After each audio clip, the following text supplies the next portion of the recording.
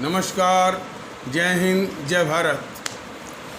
भारतीय अवाम ताकत दल जो कि एक पंजीकृत राजनीतिक संगठन है, अपने भारतीय भाई बहनों अर्थात अपने देश भारत की जनता अर्थात अपनी भारतीय अवाम से भारतीयता आधारित आपसी श्रद्धा, भारतीयता आधारित आपसी स्नेह, भारतीयता आधारित आपसी प्रेम, भारतीयता आधारित आपसी अखलाक मोहब्बत, भारतीयता आधारित आपसी सहयोग, भारतीयता आधारित आपसी सम्मान, भारतीयता आधारित आपसी एकता, भारतीयता आधारित आपसी भाईचारा तथा भारतीयता आधारित आपसी सद्भाव को समझने व उसे आत्मसात करके उसी अनुसार आचरण एवं व्यवहार करने हेतु और इसके पूरे देश में प्रचार प्रसार करने हेतु और प्रत्येक देशवासी को इसकी अहमियत और महत्व को समझाकर उसे अपनाते हुए वैसा ही आचरण एवं व्यवहार करने हेतु और प्रत्येक देशवासी को अपना ही भारतीय भाई बहन मानकर, समझकर, अपनाकर उनके साथ वैसा ही उसी अनुसार आचरण एवं व्यवहार करने हेतु सतत, सदैव और हमेशा अदब के साथ, आदर के साथ अर्ज करता है, विनती करता है। सबसे पहले मैं उत्तर प्रदेश के पीलीभीत जिले के कुछ हमारे भारतीय अवाम ताकत दल के समर्थकों को, ये भारतीय अवाम ताकत दल उनके जज्बे को बड़ी विनम्रता से नमन करना चाहता है, जिन्होंने भारतीय अवाम ताकत दल के नारे लगाए, झंडे लेकर नारे लगाए, जबकि भारतीय अवाम ताकत दल अभी सक्रिय रूप से अपने भारतीय भाई बहनों के बीच में वो पहुंचा भी नहीं है। लेकिन पीलीभीत के हमारे आदरणीय भारतीय भाई बहनों समेत पूरे समस्त देश के भारतीय भाई बहनों से ये भारतीय अवाम ताकत दल कहना चाहता है कि आपको सम्मान देने और भारतीयता के माहौल को पैदा करने और उसके प्रचार प्रसार करने हेतु, उसके महत्व को समझाने हेतु आप लोगों के मध्य जरूर आएगा और आप लोगों को सलाम जरूर करेगा। और चूँकि कोरोना का एक लॉकडाउन अवधि चल रही है, इस तरह की कुछ बाधाएं हैं, तो वो बाधाएं दूर होते ही आप लोगों के मध्य जरूर आएगा।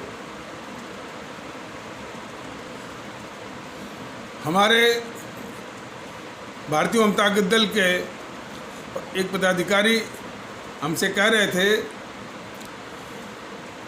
कि ये बीजेपी के लोग जिनकी सत्ता है केंद्र में और कुछ राज्यों में है, तो केंद्र में जो संसद है,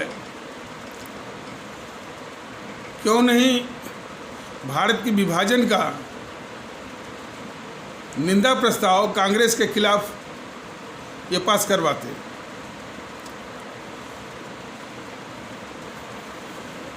तो बाद में उनको ये मालूम हुआ कि वीपी सिंह की सरकार ने ऐसा कांग्रेस के खिलाफ प्रस्ताव पास किया हुआ है। अब कितना सत्य है कितना असत्य है ये मैं नहीं कह सकता, लेकिन यदि ये खबर है तो। और दूसरा, ये तो प्रामाणिक सत्य है कि हमारे केंद्रीय गृह मंत्री धारा 370 पर जब लोकसभा में बोल रहे थे, उन्होंने स्पष्ट रूप से जेएनपीसी वालों अर्थात मैं कांग्रेसियों की ओर इशारा करके बोला था कि आपने ही धर्म के आधार पर इस देश को बांटा है। ये तो हाल की ये वो प्रामाणिकता है।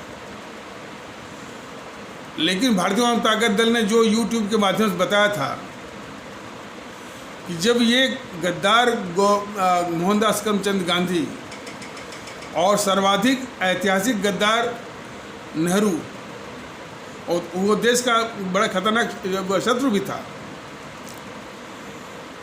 ये दोनों सत्ता हथियाने के फिराक में, सत्ता की हवस में इस देश को बांटने की साजिश कर रहे थे।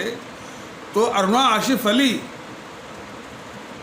वो इस मोहनदास करमचंद गांधी से कह रहे थे कि आइए देश विभाजन के खिलाफ हम लोग आंदोलन चलाएं। और चूँकि उसमें INA का ट्रायल चल रहा था लाल किले में, INA माने आज़ाद हिंद फौज के जो सैनिक बंदी बनाए गए थे, और ख़ास करके उसमें जो 3 लेफ्टिनेंट जनरल थे आज़ाद हिंद फौज के, lieutenant general Shahnawaz, lieutenant general Dhillon और लेफ्टिनेंट जनरल सहगल साहब। तो एक हिंदू, एक मुस्लिम, एक सिख, तीनों लेफ्टिनेंट जनरल थे। तो इन पर मुकदमा चलाने की बात थी। खैर वो क्यों मुकदमा चला रहे थे इसके विषय में उस एपिसोड में विस्तार से बताया गया, उस पर बताने की आगे आवश्यकता नहीं है। तो पूरे देश में बिल्कुल एकता की लहर, बिल्कुल बहुत मजबूत लहर फैली हुई थी। उसी माहौल को देखते हुए कांग्रेस के कद्दावर नेता अरुणा आसिफ अली कह रहे थे कि देश विभाजन के खिलाफ, देश बढ़ने के खिलाफ आइए गांधी जी हम लोग आंदोलन करते हैं, धरना बैठते हैं, आमरण अनशन करते हैं। लेकिन इसने बहुत ही गंदे किस्म का बहाना दे करके एक बार बोला कि यह कोई एकता उकता नहीं है, यह कोई हिंदू मुस्लिम एकता नहीं है, बल्कि ये तो हिंदू मुस्लिम दीवालों पर हाथ मिला रहे हैं। और जब दूसरी बार उन्होंने कहा कि नहीं भाई, एकता तो यहीं से शुरू होती है, जब दो कौमों में कुछ इस तरह का शक शुबा होता है, तो एकता वहीं से शुरू, दीवार में हाथ मिलाने से ही शुरू होती है। तो यह कोई बहुत बड़ी कमी नहीं है। फिर भी हम लोग इसका उपयोग करके देश विभाजन के खिलाफ जो है आंदोलन कर सकते हैं, और हमारा देश बंटने के खतरे से बच जाएगा। तमाम बातें अरुणा आसिफ अली ने कहा। लेकिन चूँकि वो मोहनदास करमचंद गांधी वो देश को बांट करके ही वो उनको ऐतिहासिक गद्दार और देश के खतरनाक शत्रु नेहरू को सत्ता दिलाने की वो साजिश कर रहा था, तो अरुणा आसिफ अली की बात को नहीं माना। और दूसरा प्रमाण है कि कांग्रेस में खुद इस मोहनदास करमचंद गांधी ने कांग्रेसियों को दबाव डाल करके देश विभाजन का प्रस्ताव पास करवाया।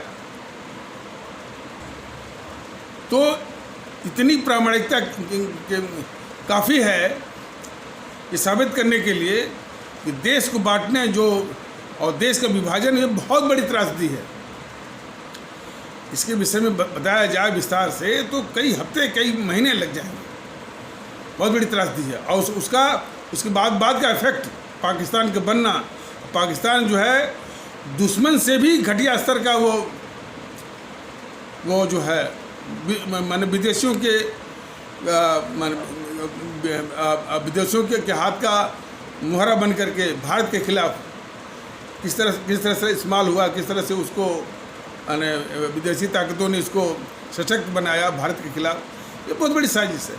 तो ये पाकिस्तान को बनाना, भारत को बांटना में सिर्फ जो है गद्दार मोहनदास करमचंद गांधी और देश का खतरनाक बहुत ही खतरनाक शत्रु और सर्वाधिक ऐतिहासिक गद्दार नेहरू की साजिश का परिणाम है। ये बिल्कुल स्थापित और प्रामाणिक सत्य है। जिन्ना साहब को इन समूह ने, JNPC वालों ने, JNPC तो आप समझे गए होंगे, गांधी नेहरू परिवार चांदा चौकड़ी कॉकस वालों ने ये सारा इल्ज़ाम उनके मत्थे मरने की एक बहुत बड़ी साजिश की। तो यह भी देश जान ले। और देश विभाजन की त्रासदी को भारत के लोग कई पीढ़ियों तक भी नहीं भूलेंगे और पूरा हिसाब लेंगे इस JNPC से और मोहनदास करमचंद गांधी से भी और इस नेहरू से भी, गद्दार नेहरू से भी निश्चित लेंगे, आज नहीं तो कल। अब आ जाइए, ये हमारे भारतीय जनता पार्टी के लोग जो एक छद्म राष्ट्रवाद, छद्म सांस्कृतिक राष्ट्रवाद और भारतीयता का वो छद्म जो है, छद्म भारतीयता का जो ये एक माहौल बनाए हुए हैं और जिसके आधार पर ये चुनाव जीतते हैं, वोट बटोरते हैं, सत्ता हथियाते हैं, सत्ता का सुख भोगते हैं, उसके विषय में तो भारतीय आवाम ताकत दल ने YouTube के माध्यम से कुछ बताया हुआ है। आज उसी चीज़ को और आगे बढ़ाते हुए कि इनका राष्ट्रवाद और इनका सांस्कृतिक राष्ट्रवाद और भारतीयता कितनी छद्म है, कितनी छलने वाली है, कितनी झूठी है, कितना बड़ा होक्स और नेशनल हम्बग है, इसी को बताने के लिए ये चर्चा की जाएगी।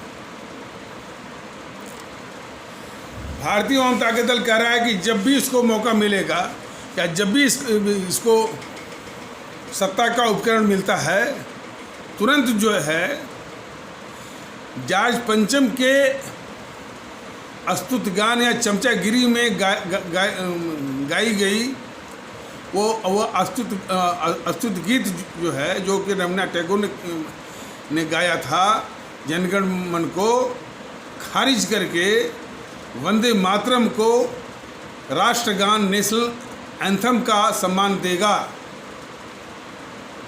तुरंत। और वो वंदे मातरम जो कि गद्दार नेहरू ने उसको राष्ट्रगीत के रूप में पूरा नहीं, सिर्फ शुरू की 2 लाइनें ही जो है उसने डलवाया, बाकी की पंक्तियाँ उसने निकलवा दिया। लेकिन भारतीय आवाम ताकत दल पूरा का पूरा वंदे मातरम को राष्ट्रगान का सम्मान देगा। ये जॉर्ज पंचम की चमचागिरी या अस्तुत गान में गाए गए गीत जनगण मन को खारिज करके।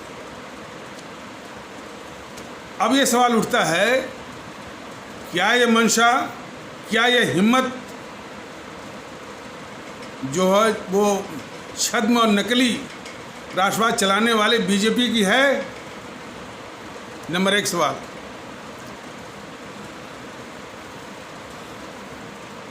दूसरा, आरक्षण हमारे बच्चों को पढ़ने के दौरान, एडमिशन के दौरान और जो टेक्निकल और मेडिकल इंस्टीट्यूशन संस्थाओं में प्रवेश के समय, और यदि वो यदि उसमें प्रवेश मिल गया, अच्छे नंबर मिल गए तो नौकरी के समय, नौकरी के बाद फिर जितनी वो प्रोन्नतियाँ होती हैं, पदोन्नतियाँ होती हैं, उनमें आरक्षण करके पूरे जीवन भर बच्चे जो है इसकी मार खाते हैं। नंबर 1, हमारे भारतीय समाज में जो भेद विभेद, तनाव, शक शुबा की जड़ है ये आरक्षण। नंबर 2, और जिनके लिए आरक्षण है उनकी प्रतिभा को 20-25% पर कुंद कर देना, जबकि उनकी प्रतिभा 100% से अधिक है। ये हमारे बाबा साहब बी आर अम्बेडकर भी साबित करके उन्होंने इस देश को दिखा दिया है, क्योंकि उन्होंने अपनी प्रतिभा को निखारने के लिए पूरा अध्ययन किया, मेहनत किया, वैसी उनकी काबिलियत थी। और ये काबिलियत है, जिनको हम कहते हैं कि ये कोटे वाला फलाना, गलत है। उसकी प्रतिभा को 20% पर कुंद किया गया है और पीठ पर उसके ठप्पा लगाया गया, कोटे वाला। लेकिन यदि उसको पूरा मौका मिले अपनी प्रतिभा निकालने का, तो वो सबके बराबर या उससे भी अधिक 100% से अधिक काबिलियत वो दिखा सकता है। और जो हमारी राष्ट्रीय क्षमता है, राष्ट्रीय जो है वो प्रोडक्टिव, वो जो है उत्पादकता है, प्रोडक्टिविटी है, जो हमारी नेशनल इफिशिएंसी है, राष्ट्रीय दक्षता है, सब पर जो है माने सबकी हत्या हो रही है ये आरक्षण के बूते। यह देश का सबसे बड़ा अभिशाप है। तो आरक्षण के मामले में भारतीय आम ताकत दल जब भी इसको मौका आएगा, जब भी इसको सत्ता मिलेगी या बहुमत मिलेगा, इसको उसी तरह से समाप्त करेगा जैसे हमारे महान राष्ट्रभक्त चाणक्य ने उसको जड़ से समाप्त करने के लिए उसकी जड़ में मट्ठा डाला। और आरक्षण को समाप्त करके फिर जो ज़रूरतमंद हैं, जिनको ज़रूरत है कुछ आर्थिक मदद की, पूरी आर्थिक मदद देगा। और सीखने का और दीक्षा लेने का, ट्रेनिंग का, ट्रेनिंग, प्रूनिंग, ग्रूमिंग जो भी है, बिल्कुल उच्च स्तर का वातावरण उपलब्ध कराएगा ताकि उनके अंदर की जो प्रतिभा है, जो टैलेंट है, जो काबिलियत है, वो निखर के है। और काबिलियत के बूते, प्रतिभा के बूते, टैलेंट के बूते वो परीक्षा और जो ओहदे हो, पोजीशंस हो, उसको वो हासिल करेंगे और समाज में प्रतिष्ठित होंगे, समाज की प्रतिष्ठा को अर्जित करेंगे, राष्ट्र की मुख्य धारा को वो सुशोभित करेंगे। ये योजना है भारतीय आम ताकत दल। तो यह आरक्षण की विभीषिका को समाप्त करने का ये भारतीय जनता पार्टी का कोई मंशा है और कोई या हिम्मत है, ये भी एक सवाल है। ये सारे हिम्मत और जो मंशा है, बल्कि ये चुनौती भी है। आबादी विस्फोट, पॉपुलेशन एक्सप्लोजन इस देश की बहुत बड़ी समस्या है। यदि इसी दर से हमारे देश की आबादी का विस्फोट जारी रहा तो आने वाले दिनों में ये रोजगार और रोटी रोजी मकान तो बहुत दूर की कौड़ी, हवा नहीं मिलेगी, पानी नहीं मिलेगा, ज़मीन नहीं मिलेगी रहने को। और तुलना कर लीजिए, चीन का क्षेत्रफल हमारे देश के क्षेत्रफल से 2.5 गुना बड़ा है और हम उसकी आबादी को छूने जा रहे हैं। अमेरिका का क्षेत्रफल हमारे क्षेत्रफल से 3.5 गुना से भी ज़्यादा बड़ा है। उसकी आबादी 30 या 35 करोड़ है, हमारी आबादी 1 अरब 35 करोड़ है।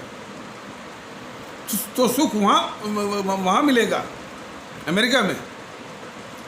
इसलिए भारतीय आम ताकत दल का स्पष्ट योजना भी है और वो ब्लूप्रिंट भी है कि देश के लोगों से रायशुमारी करके,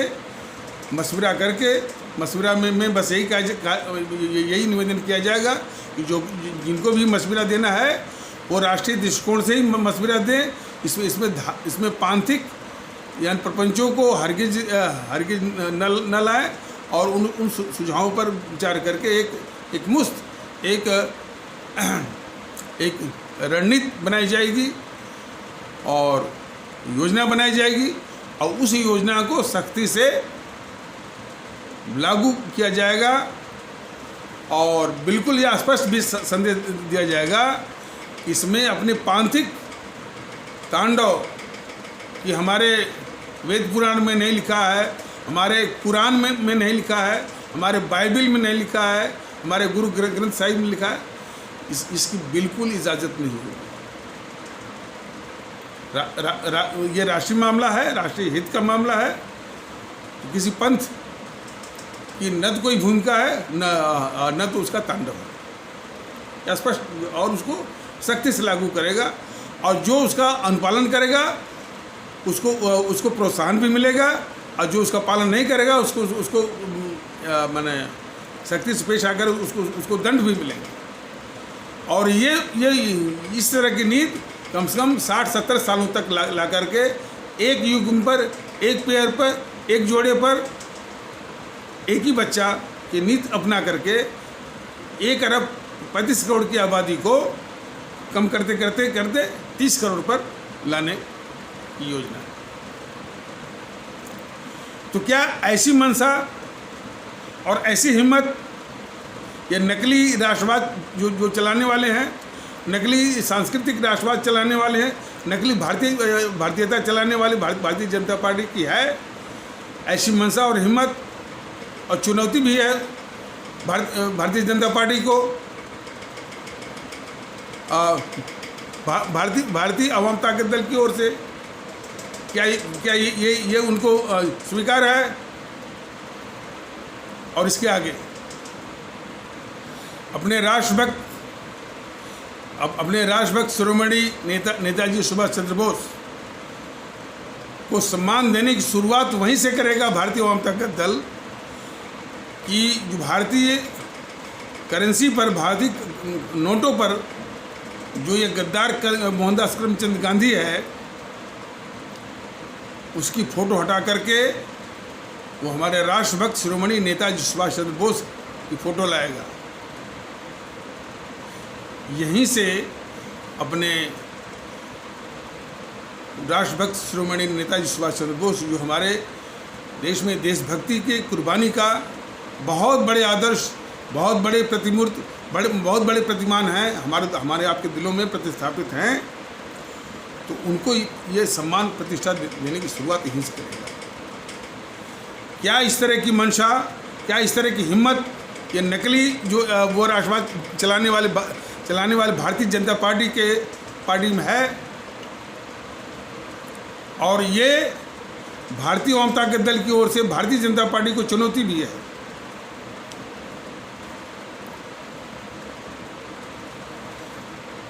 देश में जीएनपीसी के जितने गद्दार रहे हैं, सबसे बड़ा गद्दार ऐतिहासिक नेहरू, इंदिरा, राजीव, सोनिया, राहुल, तो सोनिया राहुल के नाम से तो नहीं, लेकिन राजीव तक है। कई तमाम संस्थाएं, तमाम हवाई अड्डे, तमाम जो है विश्वविद्यालय और मूर्धन्य संस्थानों का नाम पड़ा हुआ है इन गद्दारों के नाम पर। भारतीय आवाम ताकत दल ये सार्वजनिक रूप से कह रहा है कि जब भी इसको मौका मिलेगा, जब भी इसको सत्ता का उपकरण मिलेगा, ये सारे संस्थानों से इन गद्दारों का नाम निकाल करके हमारे अमर शहीदों का नाम, शहीद आजम भगत सिंह, अमर शहीद चंद्रशेखर आज़ाद, अमर शहीद अशफाकुल्ला, अमर शहीद खुदीराम बोस, अमर शहीद श्रीमती रानी लक्ष्मीबाई, अमर शहीद सुब्रमण्यम भारती, जो कि तमिलनाडु से थे, अमर शहीद श्रीमती रानी चंद्रिमा जो कि कर्नाटक से थी, अमर शहीद श्रीमती रानी गडलू जो कि नागालैंड से थी। इनके नाम पर सारी संस्थाएं बनाई, उनमें उन संस्थाओं में इनके नाम रखे जाएंगे। क्या इस तरह की मंशा, क्या इस तरह की हिम्मत नकली राष्ट्रवाद चलाने वाली भारतीय जनता पार्टी के पास है? और यह भारतीय आवाम ताकत दल की ओर से भारतीय जनता पार्टी को चुनौती भी है। इमरजेंसी के दौरान गद्दार इंदिरा ने संवैधानिक छल करते हुए भारत के संविधान की प्रस्तावना में जो सेकुलर शब्द डाला, और वो सेकुलर शब्द जो है जितनी भी देश विरोधी ताकतें हैं, देश के शत्रु वाली ताकतें हैं, वो उसको और समाज को तोड़ने वाली जितनी ताकतें हैं, वो इसी सेकुलर शब्द को ढाल के रूप में इस्तेमाल करती हैं। भारतीय आवाम ताकत दल अपने भारतीय अवाम, अपने आदरणीय भारतीय भाई बहनों से कहना चाहता है कि जब भी इसको सत्ता मिलेगी, जब भी इसको सत्ता का उपकरण हासिल होगा, तो तुरंत ये जो संवैधानिक छल किया है इसने, गद्दार इंदिरा ने संविधान के साथ, उस सेकुलर शब्द को भारत के संविधान के प्रेम्बुल या प्रस्तावना से वो निकाल बाहर करेगा। क्या ऐसी मंशा, क्या ऐसी हिम्मत ये नकली राष्ट्रवाद चलाने वाली भारतीय जनता पार्टी या उसकी सरकार की है? और ये चुनौती भी है भारतीय जनता पार्टी को भारतीय आवाम ताकत दल की ओर से। वैसे तो भारत के संविधान में भारत को यूनिटरी यानी एकात्मक सरकार का प्रावधान पर्याप्त दिया हुआ है, और एकात्मक सरकार के लिए केंद्र सरकार को निर्बाध शक्तियाँ दी गई हैं राज्यों की तुलना में। लेकिन फिर भी कहीं कहीं वो कमी रह गई है। जैसे भारतीय जनता दल अपने आदरणीय भारतीय भाई बहनों और अपने भारतीय आवाम से कहना चाहता है कि जब भी आप संविधान खोलेंगे तो पहली लाइन लिखा हुआ है, India that is Bharat A union of states. India, इसका अर्थ हुआ कि भारत जो है वो राज्यों का संघ है, राज्यों को मिलाकर भारत संघ बना है। यह अवधारणा ही गलत है। भारत अपने आप में संप्रभु है और जो राज्य हैं उसकी प्रशासनिक इकाइयां हैं। तो इसलिए एक तो इंडिया शब्द को पूरा निकाल देगा, सिर्फ एक ही शब्द रहेगा Bharat. Bharat with its states as Bharat with states as its administrative units। Bharat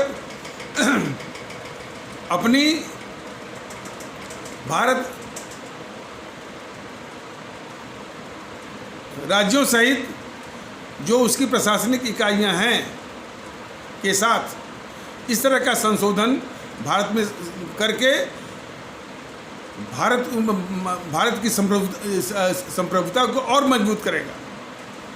क्या ऐसी हिम्मत और ऐसी मंशा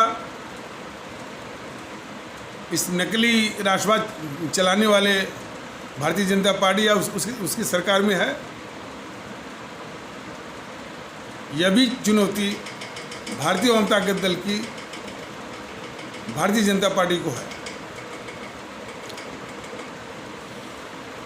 यदि भारतीयता के माहौल को स्थापित करना है, ये खुराफात वाले शब्द अल्पसंख्यक, बहुसंख्यक, दलित, गैर दलित, युवा शक्ति, महिला शक्ति, बुढ़ा शक्ति, बच्चा शक्ति, ये सारे खुराफात वाले शब्द, विभाजनकारी वाले शब्द वो निकालने होंगे। तो सिर्फ सभी लोग भारतीय और सभी लोग बराबर। पिछड़ापन जो है उसको स्वीकार करता है और उसको रिकॉग्नाइज भी करता है भारतीय जनता दल, और उसके लिए बस एक ही उपाय है कि उनको आर्थिक मदद और उचित और पर्याप्त सीखने और दीक्षा लेने का, ट्रेनिंग, ग्रूमिंग, प्रूनिंग का करके उनको काबिल बनाकर, जिसको भी जरूरत हो। तो उसमें जाति और धर्म नहीं देखना है। जो कोई भी जरूरतमंद है उसको उचित और पर्याप्त आर्थिक मदद दे करके और माहौल भी सीखने का और माने ट्रेनिंग का जो भी है वो दे करके उसको काबिल बनाना।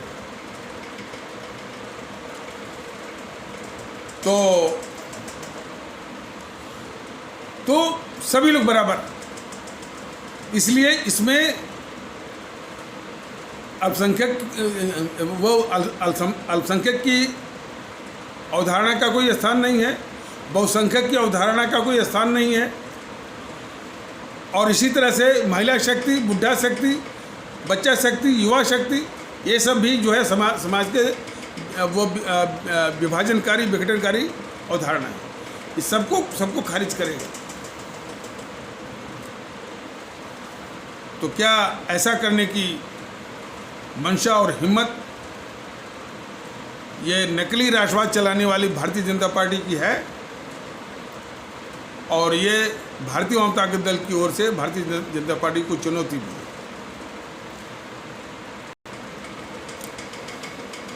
भारतीय जनता दल ने बिल्कुल स्पष्ट कहा है कि जिसको धर्म कहा जाता है वो धर्म नहीं है, वो पंथ है। पंथ आपका व्यक्तिगत आस्था है, व्यक्तिगत आस्था को व्यक्तिगत की तरह निभाइए। धर्म है तो धर्म के मतलब ड्यूटी, फर्ज और कर्तव्य होता है, आचरण व्यवहार होता है, इसका समुच्चय को धर्म कहते हैं। इसलिए धर्म तो अपना राष्ट्र धर्म है। तो ये जो मौलिक संविधान जो प्रावधान किया गया है कि धर्म के आधार पर जो उनका कॉन्सेप्ट, धर्म के आधार पर वो शैक्षणिक संस्थान स्थापित कर सकते हैं, वो चला सकते हैं। और कोई जो मिशनरियाँ तो इसका और दुरुपयोग करती हैं कि हम जो प्रचार कर सकते हैं, धर्म परिवर्तन करा सकते हैं। तो ये जो संविधान की जो मौलिक धारा है, धारा 25 से लेकर 30 तक, इसको भारतीय वाम ताकत दल खारिज करना चाहता है। इसको संविधान से जब भी मौका मिलेगा, धारा 25 से लेकर 30 तक उसको निकाल बाहर करेगा। इसका बहुत दुरुपयोग हो रहा है। क्या ऐसी मंशा, ऐसी हिम्मत नकली राष्ट्रवाद चलाने वाले भारतीय जनता पार्टी की है? और ये भारतीय आवाम ताकत दल की ओर से भारतीय जनता पार्टी को स्पष्ट चुनौती भी है। और इसके बाद जितनी भी शिक्षण संस्थाएं हैं, गुरुकुल हो चाहे मदरसा हो, चाहे इस तरह से, और जितने भी ये मंदिर हो, चाहे मस्जिद हो, चाहे गुरुद्वारा हो, चाहे गिरजाघर हो, सबको ये सरकार नियंत्रित करेगी, नियमित करेगी, निगरानी रखेगी। क्या ये मंशा नकली राष्ट्रवाद चलाने वाले भारतीय जनता पार्टी की ये मंशा और हिम्मत है? और ये चुनौती भी है भारतीय जनता पार्टी की ओर से, ये चुनौती भी है, ये चुनौती भी है भारतीय आवाम ताकत दल की ओर से भारतीय जनता पार्टी को। जो सिस्टम है, जिसके विषय में बताया गया था कि वो राजीव गांधी प्राइम मिनिस्टर के रूप में बोला था कि जब भी कोई स्कीम लाते हैं और उसको इम्प्लीमेंट करने के लिए कुछ पैसे उसमें भेजते हैं गरीब के लिए, वो सिस्टम जो है 90% खा जाता है। 10% ही पहुंचता है। 100 रुपया डालिए तो 10 रुपया उसको मिलता है। 90% ये सिस्टम खा जाता है। लेकिन भारतीय आवाम ताकत दल, हमारे राष्ट्रभक्त शिरोमणि नेताजी सुभाष चंद्र बोस की प्रेरणा से सख्ती और अनुशासन, और हमारे आदरणीय मुगल सम्राट औरंगजेब की प्रेरणा से सख्ती, अनुशासन, नियम पालन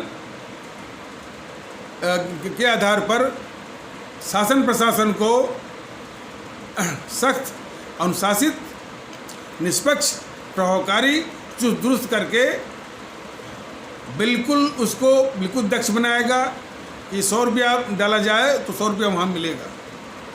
लेकिन हाँ, ये करना थोड़ा मुश्किल है, टाइम लेगा, हो जाएगा। क्या ऐसी मंशा नकली राष्ट्रवाद चलाने वाले भारतीय जनता पार्टी की कदापि है या किंचित है, कुछ है ऐसी मंशा और हिम्मत? और ये भारतीय आवाम ताकत दल की, भारतीय जनता पार्टी को स्पष्ट चुनौती भी है। भ्रष्टाचार, राजनीतिक भ्रष्टाचार, स्टेट फंडिंग करके जो चुनाव में भ्रष्टाचार से अर्जित जो पैसा बेहिसाब खर्च किया जाता है, इसका एकमात्र इलाज है स्टेट फंडिंग को सच्चे रूप में लागू करना। और भी जो भ्रष्टाचार है, विभागों के फिर जो मंत्री करते हैं, अधिकारी करते हैं, कर्मचारी करते हैं, उसको भी उसी सख्ती, अनुशासन, नियम पालन के द्वारा जितने भी भ्रष्टाचार और अनियमितता के जितने भी तत्वों को बाहर कर देना, जितने भी नटबोल्ट ढीले हैं उनको टाइट कर देना, बिल्कुल भारतीय आवाम ताकत दल स्पष्ट है। लेकिन क्या ये मंशा, क्या ये हिम्मत नकली राष्ट्रवाद चलाने वाली भारतीय जनता पार्टी की है। सिर्फ ये कह देने से कि न मैं खाऊंगा न खाने दूंगा, मुझ कुछ नहीं होता। भ्रष्टाचार आज भी दस्तूर चल रहा है, थोड़ा महंगा हो गया, शायद मोदी जी को पता है कि नहीं है। तो ये नमूने के तौर पर भारतीय जनता के दल ने भारतीय जनता पार्टी को आईना दिखाया है और अपने आदरणीय भारतीय भाई बहनों को, अपनी भारतीय आवाम से भी कहा कि इनके नकली राष्ट्रवाद को देखिए और जितने भी राष्ट्रवाद के मुद्दे हैं वो बहुत ही अहम है।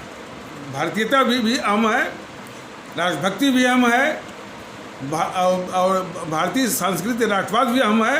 लेकिन जो ये चला रहे हैं वह देशघाती भी है, आत्मघाती भी है और छल से भरा हुआ है और बहुत नुकसान कर रहा है देश का।